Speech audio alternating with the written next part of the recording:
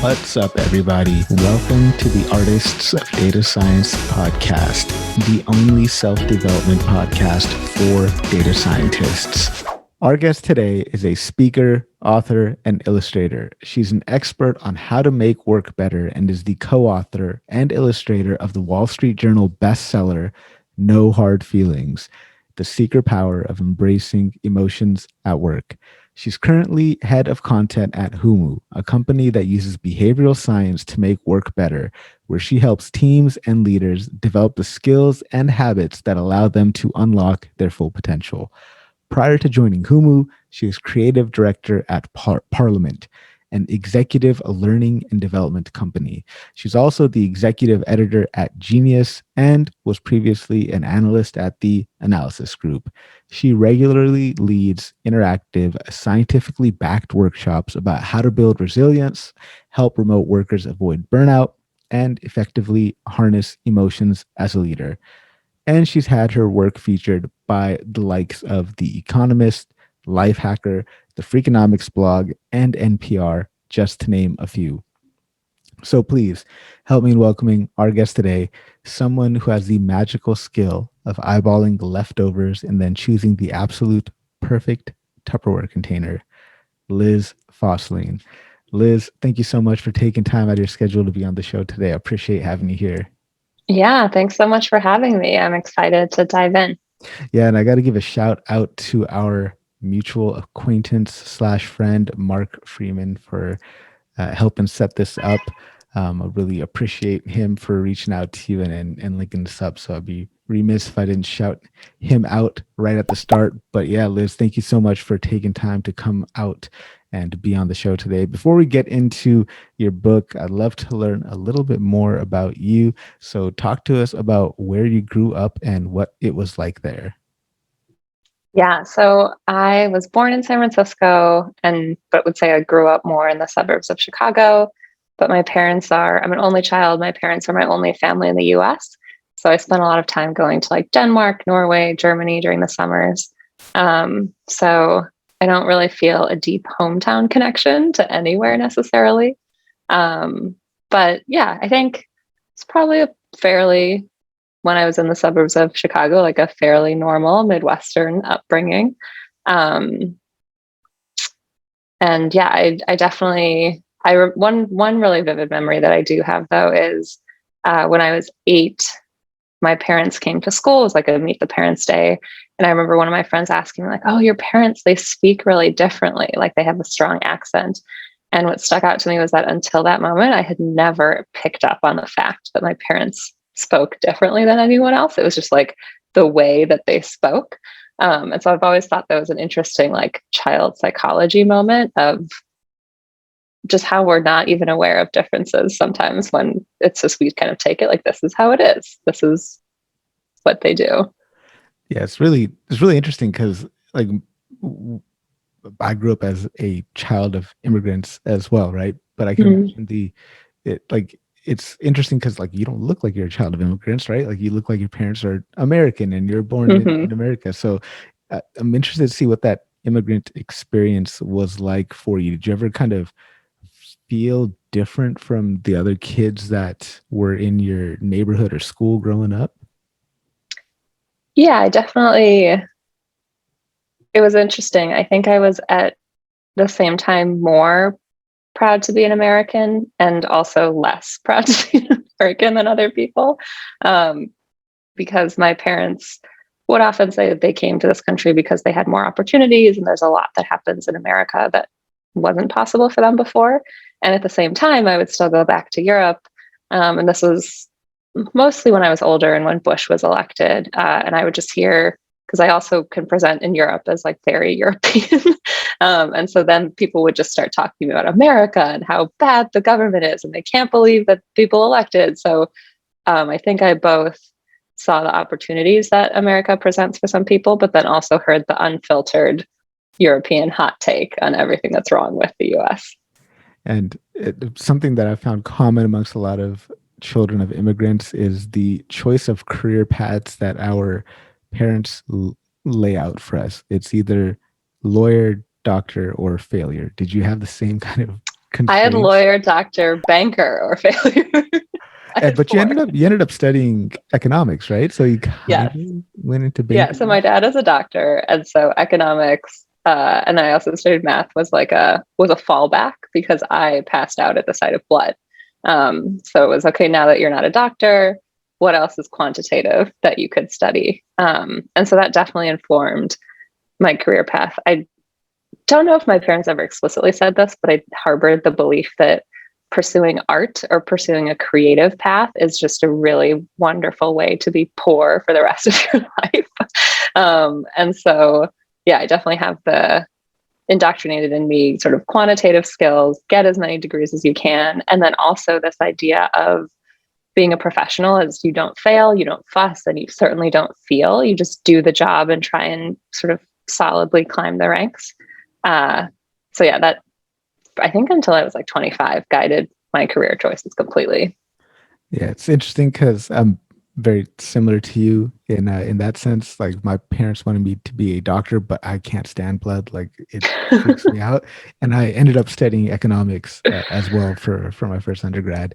That's Um, so funny. Yeah, that's great. and it's interesting Common as path. well because like I'm originally from California and I moved to the Midwest in like the south of Chicago in Normal, Illinois for grad school. Oh, cool. Eventually, yeah. So Huh. it's like we're like crossing paths almost. It's like you're. Yeah, that's funny. It's cool to discover those uh, commonalities. So, what kind of kid were you in high school, and what did you think your future would look like when you grew up?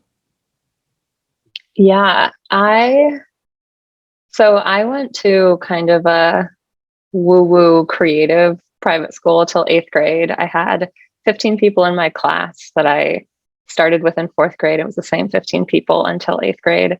And then I went to a really large public school for high school. So that transition, and none of my friends from the private school were at that high school. So I would say as a high schooler, I was mostly depressed for all 4 years.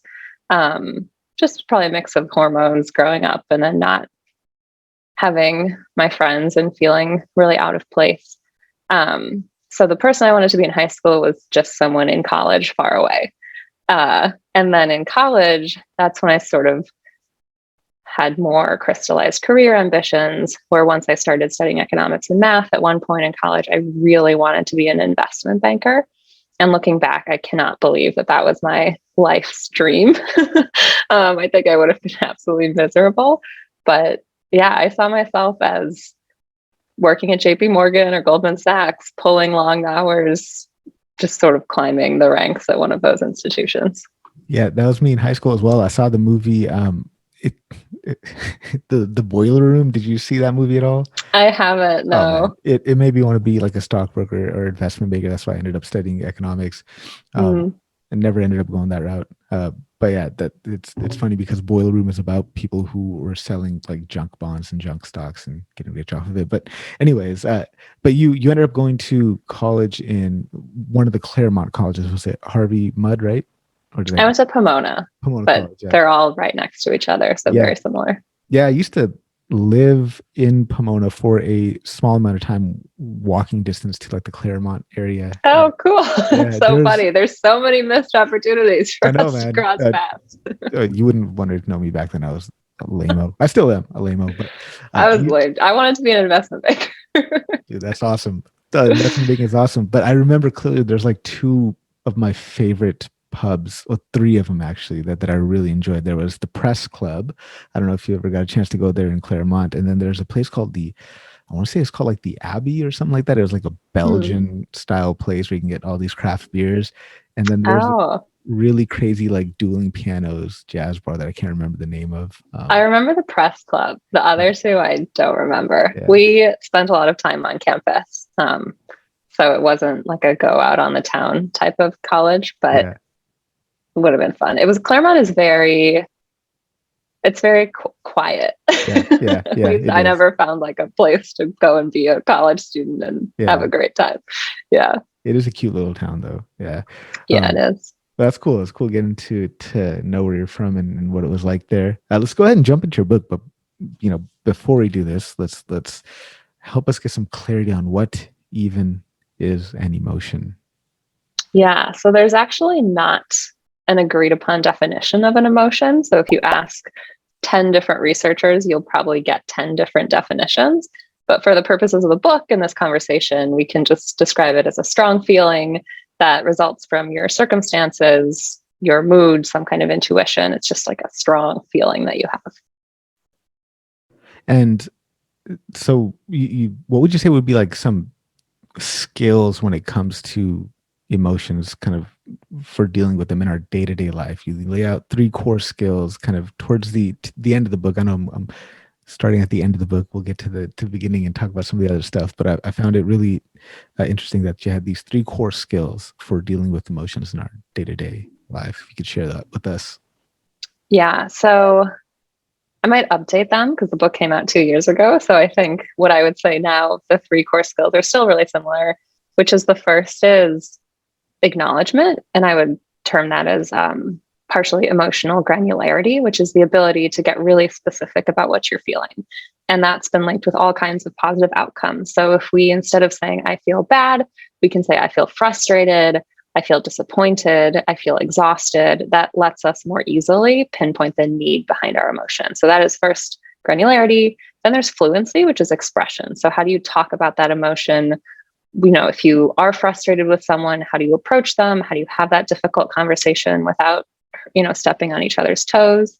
And then the last is understanding, which goes back to this idea of pinpointing the need behind a feeling. So every emotion is sort of a result of some kind of stimuli. And we can talk more about how to parse out what you should listen to, what's more noise that maybe isn't as relevant to the situation. But it's still really useful to try and sit down and say, why am I feeling this? Because then you can address what's going on. And you talk about it pretty early on in your book as well, this really cool distinction between emotional intelligence and being reasonably emotional. Talk to us about that distinction and what's the difference between these two kind of ideas. Yeah, so emotional intelligence often has more to do, or it's described more often in the context of how you're interacting with other people. So you walk into a room, can you perceive, are people anxious? Are they paying attention? And reasonably emotional has a little more to do with what's going on within you. So when you have a feeling, there's no one else around, can you parse out, okay, this is why I'm having this, and should I actually act on this? So an example there is, if you've been stuck in traffic for 2 hours and you're feeling irritated and you go into a meeting and you find the other person really irritating, they're probably not irritated. You're probably just carrying that commute with you into the meeting. And so that's when it's really important to do that emotional, reasonably emotional, rationally emotional, whatever you want to call it, work of saying, like, I need to set this aside because it's not fair to the other person and it has nothing to do with them. Yeah. I mean, it seems like growing up, it was always like, oh, emotions, you got to keep them at bay. Don't bring them to work, leave them at the door type of thing. But now, I don't want to call it like a movement or whatever, but it's like now people become more smarter, more aware that actually, you know what, we are okay to express ourselves, to feel these emotions. Like, what do you think has caused that change in, I guess, belief or stance in people over the last few decades? Yeah, I would think there's a lot that has contributed to that. Probably some of the leading forces. One is women entering a lot of more traditional workplaces. So I think the way that men are socialized often is keep the emotions suppressed. You're not, if you're emotional, you're not rational. There's sort of these two, and it's a false dichotomy, but that's put out there a lot and more often for men. And so just with women coming in, they tend to be socialized to talk more about their feelings, be more emotionally intelligent, be more perceptive about people's needs. So I think that sort of socialization around genders, and then more women in the workplace, more diversity in the workplace in general. So if you have people with different perspectives, it can feel a bit uncomfortable at first, but it's actually good to have that kind of conflict. But it just requires you to be able to navigate differing views, understanding how to make a space in which people feel safe sharing who they are. And then the third one, the past year especially, I think, has really accelerated all of those trends that already existed. So I'm hearing in a way that I've never heard before. Companies really putting well-being at the forefront, being concerned about burnout, having conversations about racial justice that never existed in the workplace before. So from just a variety of angles, I think talking more about our identities, our feelings in the workplace it's just become impossible to ignore that. Talking about burnout, you talk about this interesting concept in the book about being a work martyr. I don't know if the two are necessarily linked, but it kind of reminded me of that. Why is it that we have become these work martyrs?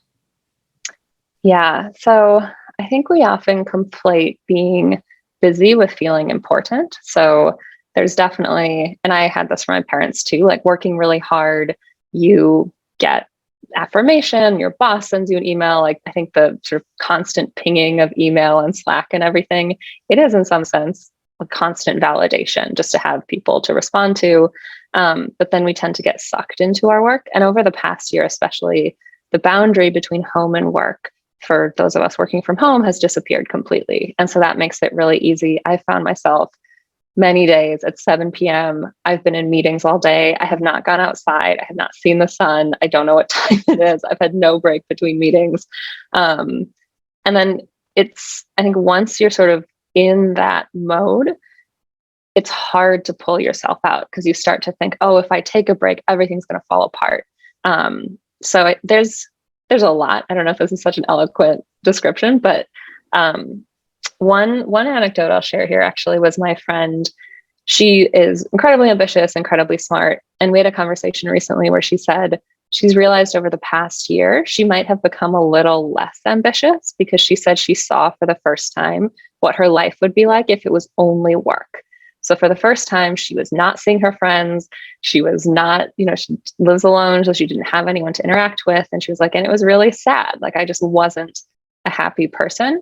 And so she's been thinking about maybe, like still wanting to advance in her career, but maybe it's not the be all end all in her life. So as somebody who's a fellow introvert, like myself here, being in meetings all day is super, super draining. How do you handle that? How do you find space throughout the day to kind of just detach from some of these demands that you have of your time? Yeah, I love this question. I am kind of obsessed with Zoom fatigue or video call fatigue. So a couple of things. I think the first is blocking off heads down time for yourself. And then also, especially if you're a manager, creating with your team. So one of the recommendations I give is to create something called an it's okay to list. And so that's where you're taking these unwritten rules and making them explicit. So saying it's okay to block off time in the afternoon to focus, and we should all respect that. So do not schedule over someone's block. Another one is if you know the person really well, offering to turn the video call into a phone call and maybe both going outside and walking around while you're on the phone. Being on a video call is incredibly unnatural. So if you and I were in a room, I might be looking at the window, I might be taking notes, but you would know that I was paying attention because we're in the same room together. But now, like if you took what we're doing now and did it in person, I would stand 3 feet away from you and I would just stare at you for an hour and 15 minutes. And I think it would make both of us highly, highly uncomfortable. And not only am I staring at you, I'm staring at myself. So I think turning off the video when possible is a small break. Hiding your self view, I think can actually reduce your anxiety a lot because research shows that if there's a video of ourselves, we look at ourselves 70% of the time. And so you're hyper analyzing your expressions and how you look and yada, yada. So yeah, I would say carving off blocks of time, normalizing that within your team. One last thing I'll say here that I found useful is switching to 25 or 55-minute meetings to give yourself that 5-minute break. And actually starting the meeting instead of 10 a.m., starting it at 10:05 a.m. Because what I've seen is if you start at 10 a.m., everyone just blows past 10:25 and suddenly you don't have that break. So if you actually start meetings later, then you're building in that break time. I really like that idea and that tip of blocking off time in your calendar to just say, hey, this is heads down time, this time when I'm focusing. Don't even think about scheduling a meeting at this time. How do we kind of communicate that to our team? Do we just say straight up like, hey, look, I block off time and this is what I do. Please be respectful of it. Like, how can we kind of normalize that in work cultures where people are just like, what are you talking about? That we don't do that around here. Does that make sense? Yeah. So I think what you said is great. Just taking being a leader, whatever your role might be, and setting aside that time. If you are in a work environment where it's not common, actually expressing why you're doing it. So saying, I'm blocking off this time because I have these 3 projects, and or like I don't want to be blocking you, so I'm just going to try and finish a bunch of work. And usually, once you explain your reasoning, people understand and actually say, oh, that would be useful for me to do as well. And then the second piece is what I mentioned earlier, which is this just getting together as a team and discussing the norms that you'd like to create. And within that, creating space for someone to say, hey, it would actually benefit me a lot to have 2 hours on Wednesdays when there's no meetings. I've heard from a lot of organizations that they're experimenting with no meeting afternoons or no meeting mornings. So that's more of an institutional change. But yeah, I think just taking that first step as an individual is a good way to do it. And it's not as bad as like somebody might make it, right? Like at first, when I was first doing this, I was like, oh my God, people are gonna be like, what the hell? He's so weird. Why is he just blocking out time and telling me not to schedule time with him? But people are just like, oh, okay, well, that makes complete sense. You work better in the morning. So go ahead, block that time off. I won't bother you. It becomes okay when you just kind of explain yourself, right? Yeah. So speaking about burning out, I was going through some severe burnout type of issues earlier this year just because of all sorts of stuff, right? And I Mhm. didn't realize that I was starting to burn out until I was just getting headaches all day, was constantly tired, cynical about everything. What are some ways we can identify that we're burning out before it gets to that point? Yeah. A friend recently said to me, so he is a burnout expert. His company is called Join Flourish, and they just consult people who are going through burnout. And he said that when it comes to burnout, there are moments when life taps you on the shoulder with a feather.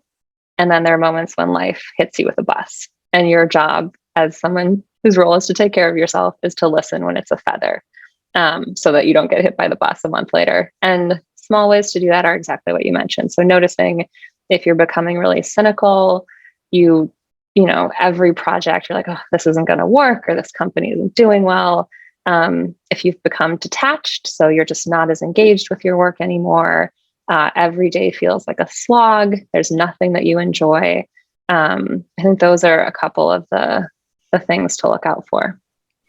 Yeah, and I mean, it is a serious issue. I guess the World Health Organization has labeled this an actual type of, I guess, illness. Is that the right way to call Mm. it? Or, uh, yeah, so it is real. And I think it's been exacerbated a lot by this pandemic situation and always on, always at work type of culture. Um, Mhm. so, yeah, moving on to another topic here, a topic I think data scientists all love is a good paradox. You talk about an interesting paradox in your book, the positivity paradox. Talk to us about what this is. Yeah. So the positivity paradox is often in response to people feeling burnt out or something going wrong, is when you feel like you're forced to be positive. So always look on the bright side, just cheer up, just practice gratitude. Those are all sort of directionally nice things. But again, they place a burden on the person. They're not validating things are hard, especially over the past year. There's been a myriad of reasons why someone might be struggling. So the positivity paradox is that when you feel like you have to be positive, you feel worse, because you're required to do what's called surface acting. And that's also, I think it's very similar to emotional labor. This shows up a lot in customer service jobs. So if a customer is being really rude to you and you kind of have to put a smile on your face, pretend like they're being totally reasonable and take whatever vitriol they're spitting at you, that's exhausting. And so this performative positivity, that's when that actually becomes really damaging to the individual. And you also talk about this idea of the strategic optimist and the defensive pessimist. I love those names. I love those ideas that you had in your book. Can you talk to us about what they are? Yeah. So the defensive pessimist is someone who worries about the worst possible case scenario, and then uses that as motivation to prepare. So I have a tendency to do this. So I'll say, like, what if I bomb this presentation? And I'll therefore write out a script. I'll review my slides 15 times, do all of these things because I'm focused on this, like, not failing. And then usually things go well because I put in all this work. A strategic optimist is kind of the flip side. So they're always looking at, what might go right. And yeah, so they envision kind of the best possible outcome and then work towards that. And you share a really cool technique for when you are feeling anxious that's called reappraisal. I was wondering if you could talk to us about how we can use that when we're feeling this tsunami of emotion coming to shore. Yeah, so reappraisal is when you take the physical sensations of an emotion and reframe it. So, for example, the physical experience of stress or anxiety, so your heartbeat quickens, maybe your palms start to sweat. That's actually really similar to how our body responds to excitement. And so there's research from Harvard Business School's Professor Alison Wood Brooks, and she found that if you find yourself incredibly stressed, let's say before a presentation, and you have all these physical symptoms, you can stop and say, I'm excited to give this presentation. And then that actually helps you perform better because you're harnessing everything that's going in your body for a better outcome. So, it's not always going to work, but I think it's useful to say, like, okay, I have all this adrenaline rushing through me. I'm going to channel it and actually use this to perform better. It's really interesting that it's the same physiological response, right? When you are anxious or excited, and you can even use that, like, if you're going for like a job interview, let's say, right? Mm-hmm. And instead of being like nervous about the job interview, just think to yourself, actually, this is exciting. I have an opportunity to speak with a awesome company and have an opportunity that could potentially change my life in so many positive ways. And it's a subtle shift. Mm-hmm. I guess did you find that it takes practice to start doing this reappraisal, or like how can we kind of practice that in our day to day? Is it just, when we feel anxious, just say, oh, actually, no, it's excitement. Like it sounds hard to implement in practice. Yes, it's very much easier said than done, but it is a skill to build. And it's not, I think it's also having reasonable expectations around it. So it's not going to immediately change your life and all your problems are going to go away and you're never going to experience anxiety. But it does help.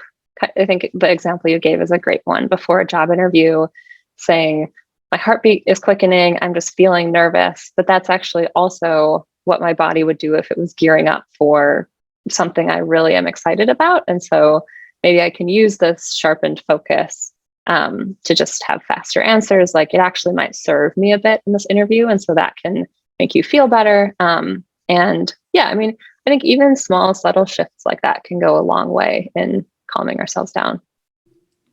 Yeah, it's just that emotional kind of detachment. Is that what you would call that? Like, just not detachment, but like, what's that? It's like meta cognitive kind of stepping back and just realizing what you are feeling, right? Yeah. So that's where I would say flagging your emotions is really powerful there. So often when we're in the grips of a really strong emotion, you just feel overwhelmed by it. And so even just stopping and saying, I'm angry or I'm anxious can help you take that initial step back of, like, another way to say it is even just to say, like, I'm a person who is feeling anxiety. And so you're again starting to remove yourself just from, like, I'm an anxious person, I'm always like this, I'm never able to get it together. So just like, I'm a person who in this moment is experiencing anxiety. But if you can't do that, then just saying, like, I'm anxious. Yeah. I found that to be really useful, kind of jarring myself out of that being in my head so much and taking that first step back to be able to analyze what's going on. Yeah, as somebody who is also in his head quite a bit, I found techniques like that to be very, very helpful in dealing with some of the crazy emotions that go on in this thing. So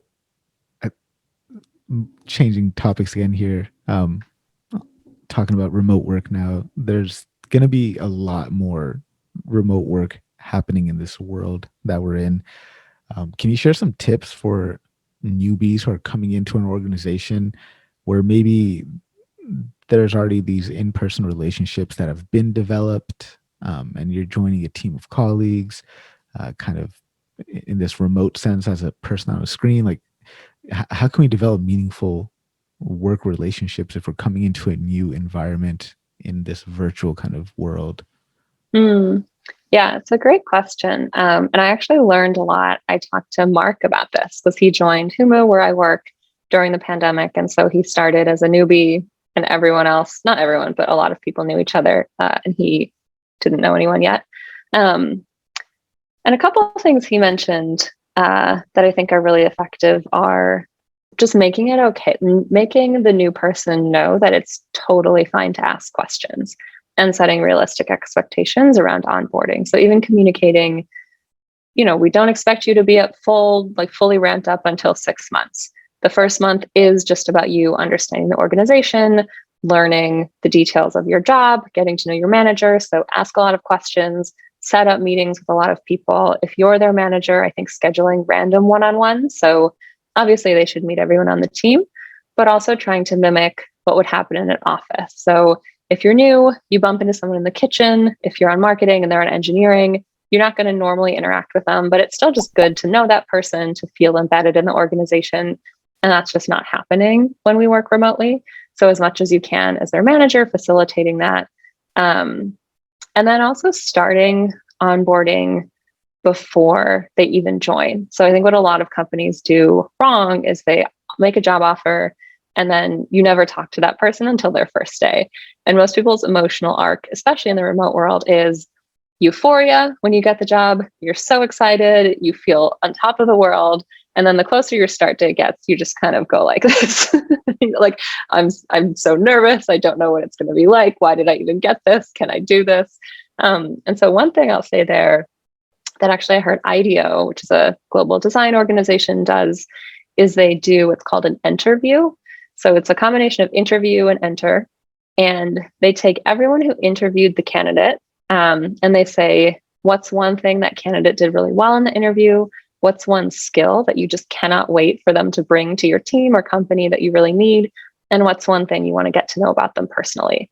And then I think in the remote world, you could send this to that person a week ahead of time or on their first day. So they just automatically get this validation, this reminder of like, you're bringing all these valuable things and a couple of conversation starters. So I think being really intentional around those first impressions, those first moments can make a huge difference. Yeah, I really, really like that idea of that interview. I mean, me coming into a new organization, if I ever was, like, I would love that. People give me notes about why they think I'm awesome. Like, it's the best thing ever. But then you also talk about this, the user manuals. So talk to us about those, the user manuals, and how can they help with developing and building team cohesion? Yeah. So a basic premise of the book and of life for me is just different people are different. And so it's really easy to bulldoze over someone's feelings if you have no idea how they like to work, how they like to communicate, if they're an introvert, extrovert, that kind of thing. And so user manuals, Molly, my co-author, and I did not come up with this idea, but we've adapted the idea and created our own, which we call like a guide to working with me. So they have 5 to 10 questions. You can come up with your own. You can Google online and find one. And they say things like, when do you prefer heads down time? How do you recharge? Are you an introvert? Are you an extrovert? What might people misunderstand about you at first? What's the best way to communicate with you? What's one thing that drives you a little bonkers in the workplace? What do you value in a colleague?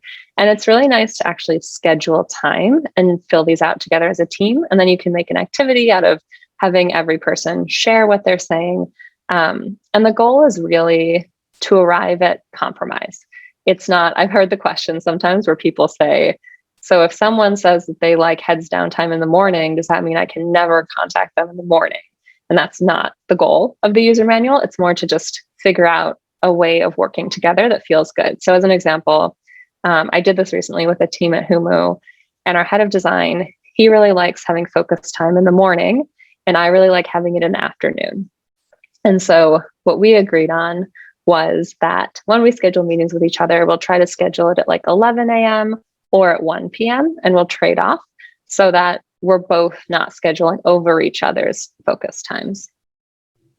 I really, really like that idea of a user manual, but is this something that we can implement regardless of, the depth or length of a work relationship? Like, let's say you've been working with the same group of people for a while now, and maybe you don't know each other outside of very specific type of context, right? How can we implement this without feeling weird about it? Like, I don't know if it's just me that would feel weird about doing something like this. 'Cause I feel weird about doing a lot of things, but but but just like, hey, here is a user manual for me, person. Like, how do we kind of make this happen if it's not, you know, I don't know if I'm rambling or my question's making sense, but just trying to think of ways to implement this if we're already in a company that has a set culture, and we're just trying to do something new. Yeah, it's a great question. And one, I get these kinds of questions a lot when it comes to emotions at work, where people say, I'm bought in, but I don't know how to start making change. And I would say, whenever you're a little nervous about something, or you're taking a small risk, it can be really valuable to frame it as an experiment. So saying, hey, I listened to this podcast, or I read this article, and they do these user manuals, and here's all the things that it's supposed to help with. Why don't we try to do this together? I think also, if you're working with someone new, it doesn't have to be as formal as, here's my worksheet, fill out your worksheet, let's compare worksheets. It can just be like, hey, I think it'd be really useful for us as we're starting to work together more closely to just quickly chat about preferred ways of communication. You know, I think you can sort of, the nice thing is that they can be flexible enough to accommodate any conversation, any team, any scenario. So I would really encourage people, list out the questions that you actually are wondering about and that it would be useful for someone to know about you. And then you can also just frame it as a discussion, which might be a little less scary than the Yeah. full worksheet experience. Yeah, because I mean, I absolutely love all the stuff you talk about in your book, and like in life in general, I'm been working on myself over the last few years and just trying to improve as a person in both personal and professional kind of life. And with a book like yours, No Hard Feelings, which you guys should go get right now, get it on Amazon. Uh, I always feel like there's so many good tips, right? But what if I feel like I have this work persona or work personality, or I have like a certain character at work, and don't have this history of bringing my whole self to work, but it's something that I want to do, something that I want to start implementing. And in trying to implement some of the stuff that you talk about in your book, and maybe whatever other books people might be listening to, feel like you're going out of character, or more, or maybe you're more intentionally starting to try to bring yourself to work, if that makes sense. I guess, can you share some tips for someone like me who is trying to reinvent themselves to talk openly about it? Is it as easy as just saying, hey, look, maybe I haven't been the best colleague, I want to do better for myself, better for you guys, I want to try something that I read in this book, here's what it is, let's do it. Like, Mhm. how can we start implementing some of the stuff that we're learning in books like yours? Yeah, it's a great question. So the first thing I would say is, the book is not, and kind of everything I say, it's not be a feelings fire hose at work. You have to be so emotionally expressive. People actually have different preferences and levels of emotional expression. So some people are under emoters, so their natural tendency is not to share so much about what they're feeling. And then on the other end of that spectrum, you have over emoters, and these are people where they feel it, you can tell right away. And so we all live somewhere on that spectrum. And I think if you are an under emoter, definitely trying to, or maybe it's also context dependent. So you can be an over emoter with your friends, but then at work, you're more of an under emoter. I think it's looking for small, safe ways to push yourself a little, but also being comfortable with the fact that, like, you're probably just never going to be gushing to all of your coworkers about everything all the time. And that's like not authentic to you. So I'd say first, it's okay to have a different base level of emotional expression than willing to share than other people. But yeah, I think a lot of it is building the skill. And to do that, it's always best if you can do it in a safe environment. So I would start with someone at work that you trust, that you have a relationship with, and maybe, yeah, you do the user manual with them first, and then the two of you bring it to the team. Or you share a little more about your personal life on a call and see what response you get back. A really great way to facilitate more open conversations or more vulnerable discussions at work is also to ask questions. I think people often feel like to have a personal connection, it's depending on them sharing everything, but you can just say on a meeting, like, what's been hard for you lately? Or what was a personal win for you last week? So something deeper than how are you feeling? And then the other person might share a little, and then you might feel comfortable sharing. So I would say starting small, asking questions, and starting with someone that you trust and already have some kind of relationship with. Thank you very much. I appreciate that, because it been on this thing over the last few years where I'm trying to really intentionally improve myself and just get better at life and being a colleague and at work in general. And I remember when I first started doing things differently or trying to implement some of the stuff I was learning, people were just like, "What the hell is wrong with you, man? Like, this is not not you. What's going on?" No. Right? And it just felt weird ever since then. And I mean, it always feels easy to say, okay, maybe I can start a new job and this new character can be me and I'm going to be this new guy at this new place, like a fresh start type of thing. But not a lot of people can do that fresh start right away, right? And I think that's really great advice that you gave to start implementing it where you're at. And if you're curious whether you're an under emoter or an over emoter, you can go to lizandmolly.com/emotional expression and take the test. Turns out I am an under emoter. Me too. Yeah. I think a lot of introverts are. Yeah. I was there's a lot of cool self-assessments you guys got there. Maybe if we got time, we can dig into them. But I really enjoyed them. I found the gifts you have for them are really, really funny. It's interesting because I took the test for the decision making assessment, and I got something that I thought was counterintuitive for me, but it was a in the moment feeler. I guess talk to us about what a in the moment feeler is. Yeah, in the moment feeler. How would I describe this? I think it's you tend to make decisions based on what you're feeling in the moment and treat those as important to the decision. And it's actually really, I would say, always a good first step when you're making a decision is to stop, because there's emotions that are relevant to that decision, and then there are emotions that are irrelevant to that decision. So if I'm thinking of taking a new job and the thought of not taking that job fills me with regret, that's a really important signal. It's telling me something about I'm excited, I see this as an interesting opportunity. But if I slept really poorly, and so the thought of taking a new job just fills me with anxiety and terror, it actually might be that I just slept badly. And so I'm less likely to take on risk. And there's a lot of stuff going on. And so in that case, it's important, we advise in the book, like write down everything you're feeling. So regret, when I think of option A, I'm also feeling irritable, I'm feeling decaffeinated, whatever it might be. And then really figuring out like which of these feelings should I consider data signals that I should include in my decision-making process, and which are really just noise. Like they're still valid feelings, I'm still experiencing them, but they're not necessarily related to this decision I'm making. Yeah, I like prize myself on being, Mr. Stoic philosopher who doesn't let his emotions cloud his decisions unless he takes a step back from it. And I was like, oh my God, I'm actually in the moment feeling like that's so counterintuitive to me. But I really enjoyed these assessments that you guys have. Highly recommend you guys check them out, and they're all for free on the website. So definitely check that out.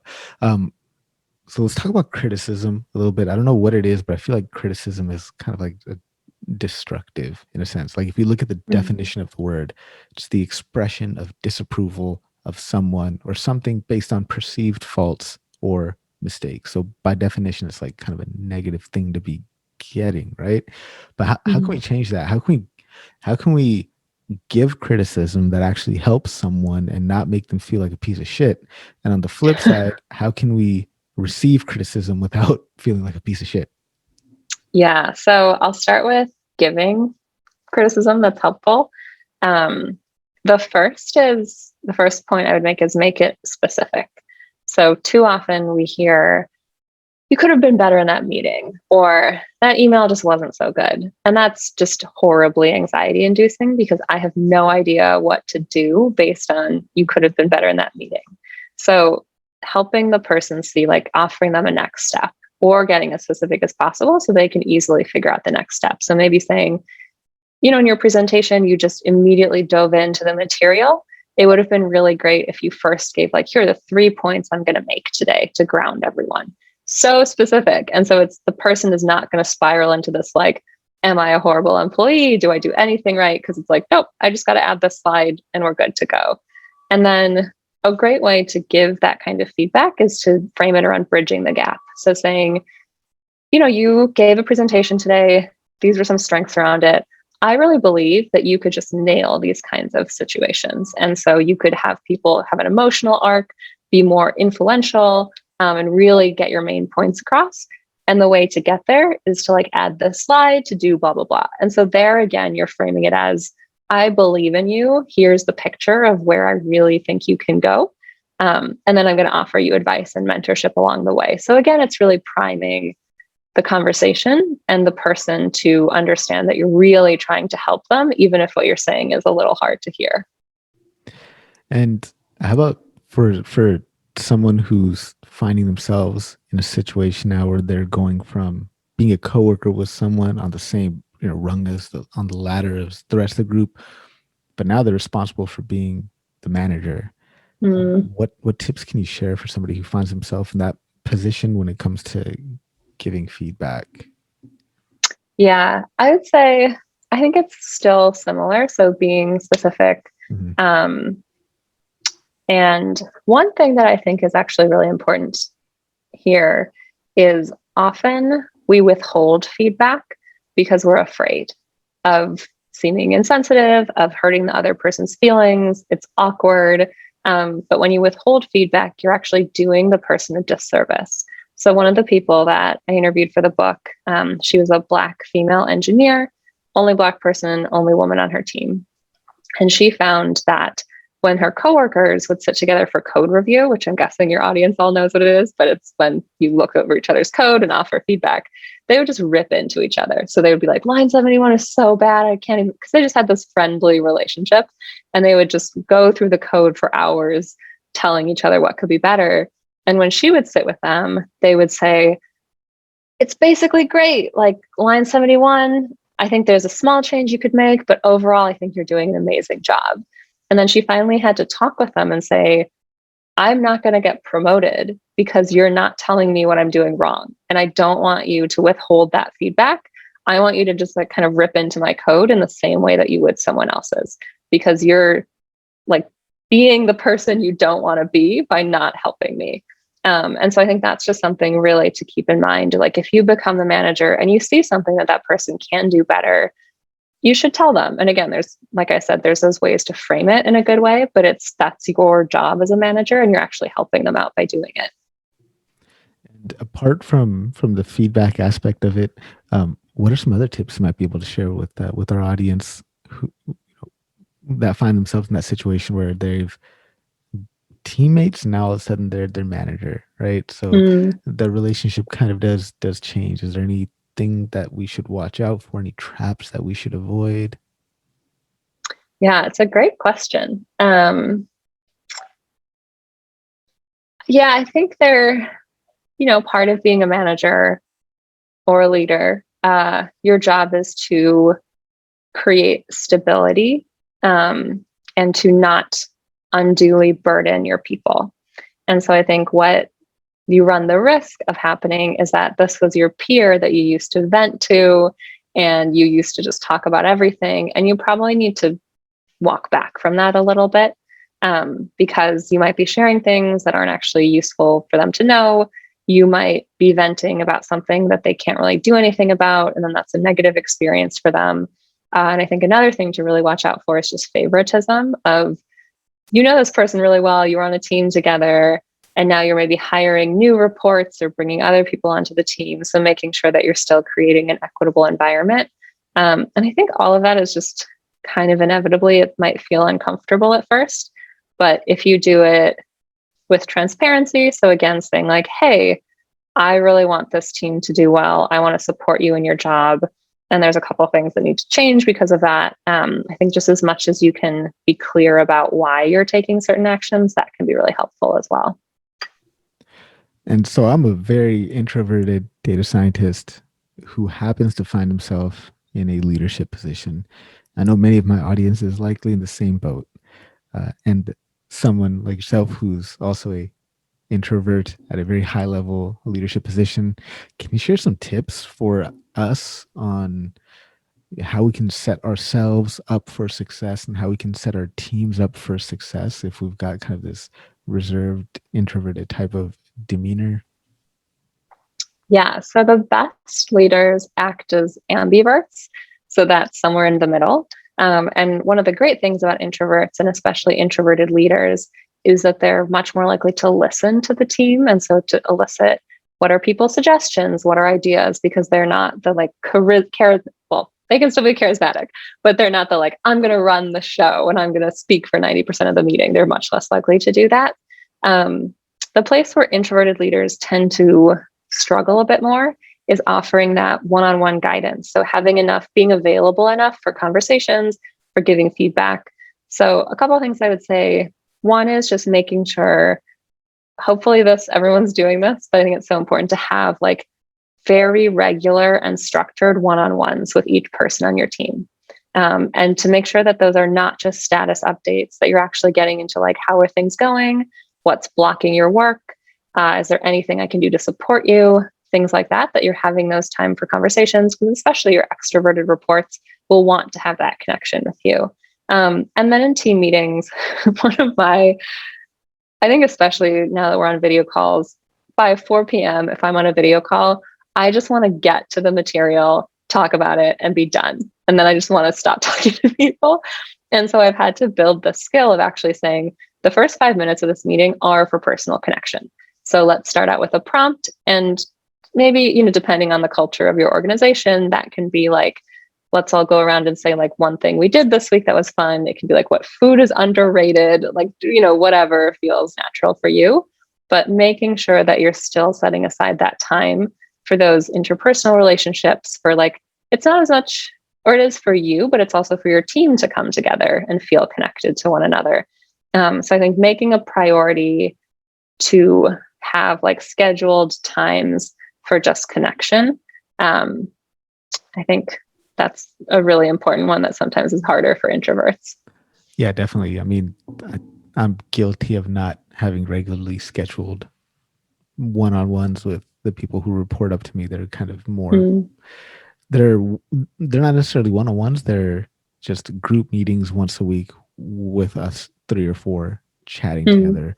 But I could definitely see the benefit of having that one-on-one to further develop that relationship with a person and kind of understand how it can help them better. So it can a team culture exist that's kind of like a separate culture from like the work culture? And how do we go about defining or cultivating like a team culture? Yeah, so there's a concept called an emotional culture, which is how you feel in a space. And Adam Grant, who's a Wharton professor, he says you can often get at what an emotional culture is by saying, what is one thing that would only happen on your team or in your organization? And the stories usually indicate something about what that culture is. But a quick example of this is, I think, in hospitals, this is in the research that Molly, my co-author, and I did, there's often one culture where nurses are interacting with patients. There's another culture where it's just nurses and maybe they need to like vent a little bit. And there's another culture with nurses and doctors. So there's definitely different cultures that form. It's very normal. And then what was the second part of your question? Just work cultures, team cultures, how we can cultivate them if the kind of larger company culture is radically different from what it is that we're trying to create as a team. Yeah. So I think it's just good to know that you can have a different culture on your team. And the way that these cultures form is it really comes down to these small gestures. So when you walk in to a room, or like if you join a Zoom call, Are people catching up with each other? Are they saying thank you for someone who's helped them out? Are they offering praise to each other? Does it seem like people care about recognizing someone's contributions? And those are not huge rollouts. They're not big programs or initiatives. It's just as simple as saying like, hey, I really appreciate you having me on the podcast today. Or, just offering like a compliment. And that is completely within anyone's control to do within a meeting or a team setting. And so, yeah, I think it's just kind of recognizing what are even if they seem small, they can have a big impact. So what are those ways that you can influence the culture around you? And then making it a point to actually act on that.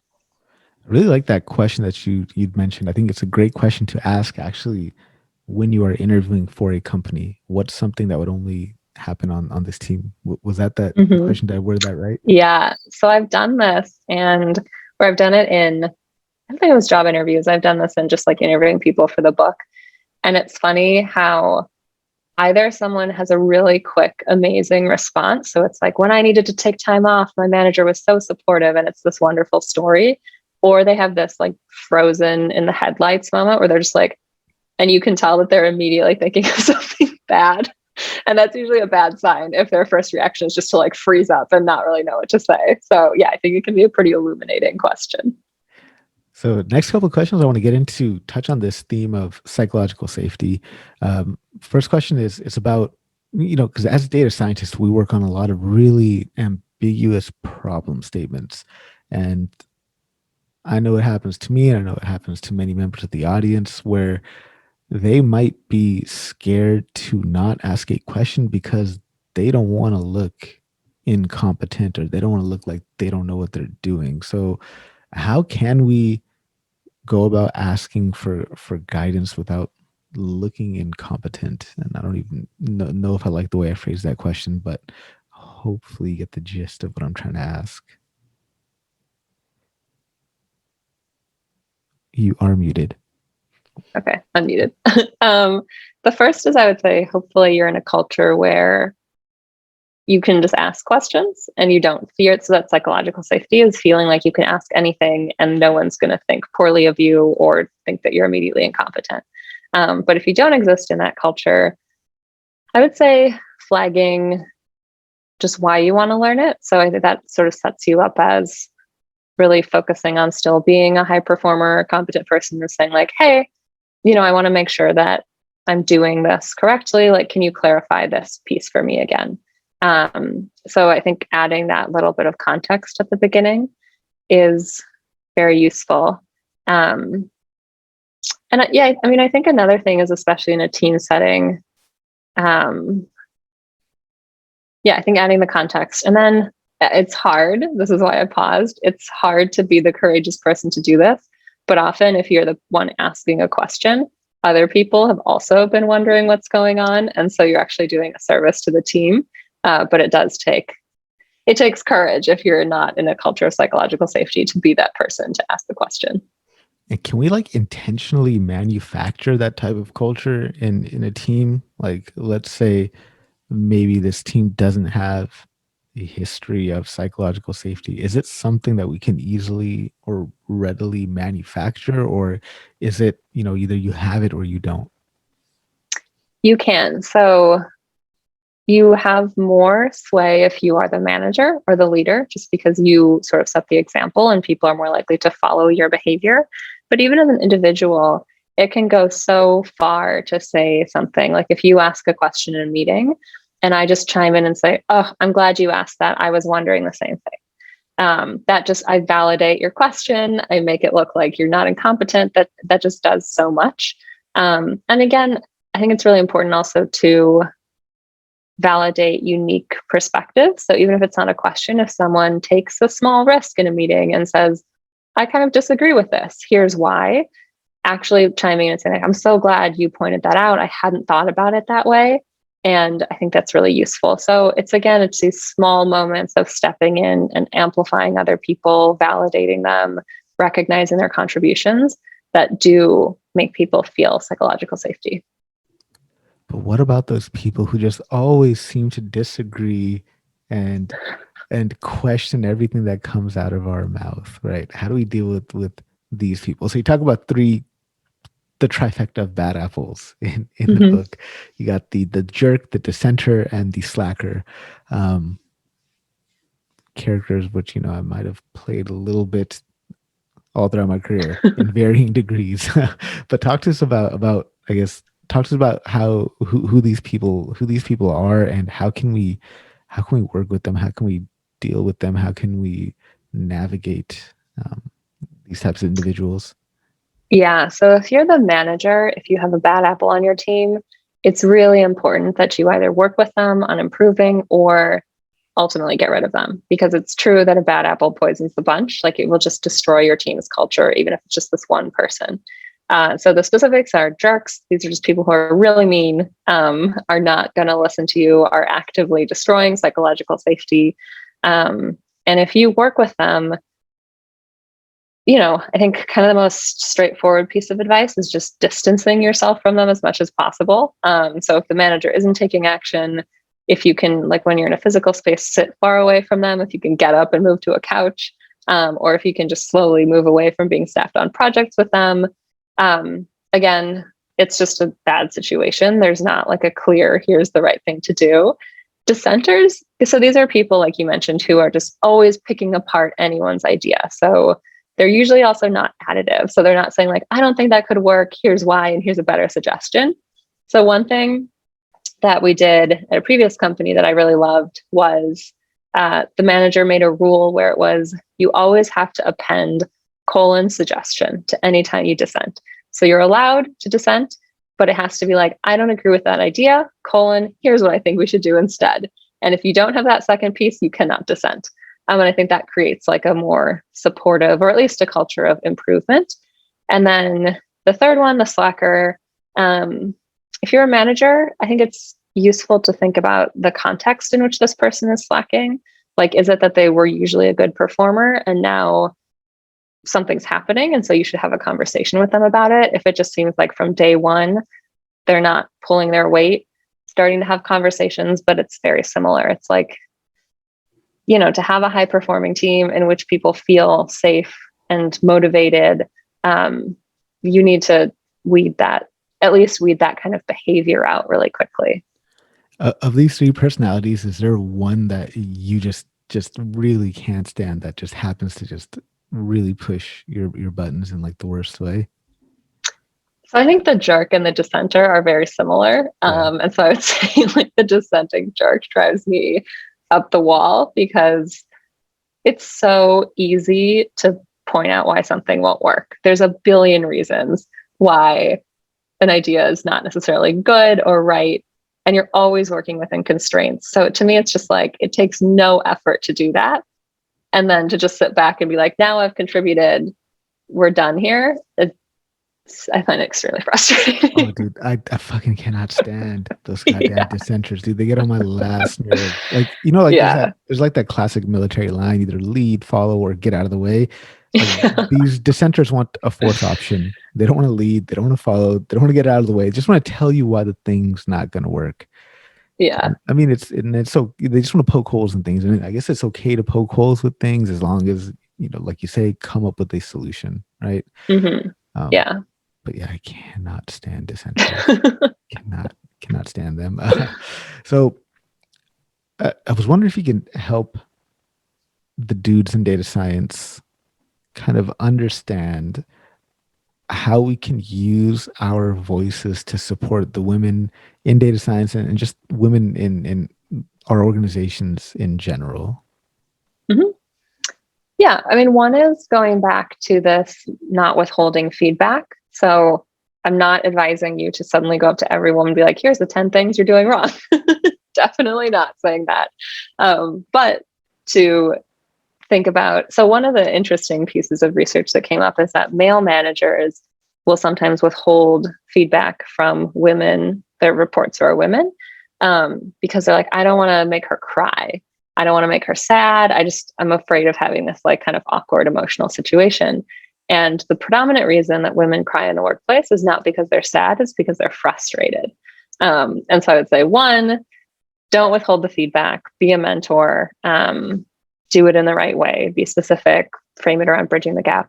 Another is just really through amplification. So making sure that you're not inadvertently taking credit, or at least not giving recognition where it's due in a meeting. And this goes not just for men to women, it's sort of for everyone, is noticing, I think on virtual calls, especially, like if someone unmutes themselves and then mutes themselves, just being like, oh, I noticed that Kelly kind of didn't have a chance to say something. Like, I'd love to hear from you. Something like that. Again, it comes down on an individual level to these small gestures that do create culture because they establish the norms. That's a good one, that noticing who's like muting and unmuting themselves and giving them an opportunity to speak. If you see that, I say this as someone who has unmuted and then muted myself. And so along those lines, it's also with video calls in particular, especially if it's a bigger group, it's so useful to have a facilitator. So they're kind of the meeting monitor or whatever you want to call them. And their job is just to make sure that there's equitable discussion, that people, if someone unmuted themselves, that they can have a chance to speak. I think they can take notes, whatever, but it's useful to have that role. What I've also found is if there's, say, 10 people on a video call, having the facilitator say, like, we're all going to go around and answer the prompt, and we're going to go in this order, so that everyone knows, like, okay, here's when I'll be speaking. And it's not this awkward back and forth of trying to figure out who should say what when. Yeah, that's really good advice. Part of what I do as part of the podcast is I host 2 open office hours. One of them is a data science happy hour that can get up to 50 people at sometimes, just all talking around a discussion topic. And I feel like having to moderate and monitor that has become such a clutch skill to have in this world that we live in. Yeah, totally. It makes the conversation flow a lot more easily. I was wondering if you can hook us up with some negotiation tips before we wind down here. There's one line in particular which can put dollars in our pockets if we use it during a negotiation. So talk to us about that. Yes, this is Molly's line. So let me see if I can remember it accurately. Otherwise, you should correct me. But yeah, this is attributed to Molly. And it's when in a salary negotiation, saying that you don't want salary to be a distraction for you and your role. And what's nice about that is you're not creating like a antagonistic relationship. You're really framing it as, look, we both want me to be able to focus, to be here for a long time, to feel happy. And to do that, I need something more. So yeah, that's an effective one, is like coming back and saying, I don't want this to be a distraction. Yeah, absolutely love that. And if I ever find myself in a negotiation, I'm going to implement that. It probably doesn't work well when you're trying to buy a car. Don't use that when you're trying to buy a car. Just negotiate salary. Yeah, it doesn't apply to all situations. So last question before you jump into a real quick, what I call random round. It is 100 years in the future. What do you want to be remembered for? Giving people permission to feel feelings. And that's kind of nebulous, but I have found so often, a lot in the illustration work that I do, people reach out and say, it's just so comforting to know that someone else is struggling with this, or that someone else has felt this, and that I'm not alone. And so I think when we feel bad, we often feel bad about feeling bad, and then we only make ourselves feel worse. So if we can just kind of learn this muscle of, I'm having a feeling, it's okay. If I have a down day, that's okay too. How can I move forward? What, even if it's something really small, what can I do to kind of improve the situation? I think that would be really amazing. Well, you definitely have helped me, so thank you very much. That's great. and I love that. I love that feel feelings. You guys signed the book off with that at the very end. Feel feelings. Mm-hmm. I really like that. It was there's something in the book where I guess it was someone's brother was messaging their sister, and always ending with a message that was like be happier or something like that. Mm-hmm. And she finally was like, I can't be happy all the time. That's too much pressure. So I really it helped change my perspective a little bit on that. I would always be like Mr. Positive, and then I'm like, oh shit, positivity is bad. It's not bad. I mean, like that. Yeah. I think it's really common for us. I have this tendency too, especially when someone is sharing something hard they're going through, to just jump into fix it mode. So being like, here are 3 things you can try. Why don't you do blah, blah, blah? And sometimes they just want to be heard and to be understood. So one thing, I'll end with this before we get to the last questions. I have a friend who has done a lot of emotion research. And when I came to him and I was like, I just need to vent about something, he said, okay, stop 1 second. Do you want me to A, listen and validate you and nod? Do you want me to B, offer some solutions or see how you could fix it? Or do you want me to C, just like vent with you and be on your team? And I thought it was so useful because I was like, I just want you to validate me. I'm not here to look for solutions. And so for him, it was like, I want to be supportive for you. Here are 3 ways that I can do that. What do you want in this moment? So I thought that was a funny, useful thing. I absolutely love that. I love that. That is perfect. So let's jump into the real quick random round here. My first question is, when do you think the first video to hit 1 trillion views on YouTube will happen? And what do you think that video will be about? Whoa, well, how close are we? Do you know how close we are right now? We're pretty damn far. Right now it's like Baby Shark with 9 billion views. Oh my God. What will it be? I think, so I love Dogecoin. So I think Dogecoin is going to hit $60,000 and then somehow a video around that will get, it'll just break all the records in the world. Are you a Dogecoin billionaire already? No. I'm a Dogecoin like thousandaire. I think I put in like $100 a long time ago. In your opinion, what do most people think within the first few seconds of meeting you for the first time? Ooh. I don't know, kind of what you said. They probably just think I'm just like a normal white girl. Yeah, I don't know. It's probably how I present. I think there's like, I don't feel like I have that distinctive of a look. Yeah. Well, my next question is going to be, who do people tell you that you look like? But we can skip that if you'd like. I don't know if I've ever gotten something. I'm going to say people tell me I look like Scarlett Johansson. So what are you currently reading?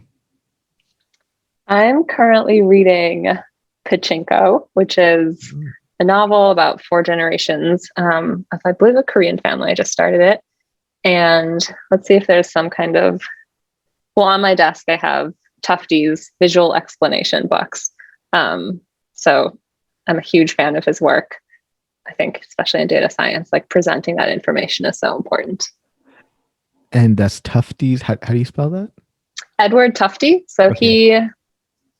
He might be retired now, but he wrote a while ago 3 books all about data visualization, and kind of, they're like very nerdy, so you have to be really into data visualization, but just best practices about making sure it's simple, not overcomplicating the data. Like, how do you effectively tell an accurate story about data to an audience that might not be data savvy?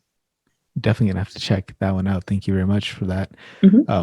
What song do you have on repeat? What song oh no. Right now I have like a Justin Bieber song on repeat. He's got some good songs lately. Yeah. Which one is it? Peaches. It's good. All right, yeah, gotta give credit where credit is due. There you go. I gotta go check that one out. Let's open up the random question generator. The first one from our random question generator is, what languages do you speak? German and theoretically French, because I took it for many years, but I can't claim it. And then English, obviously.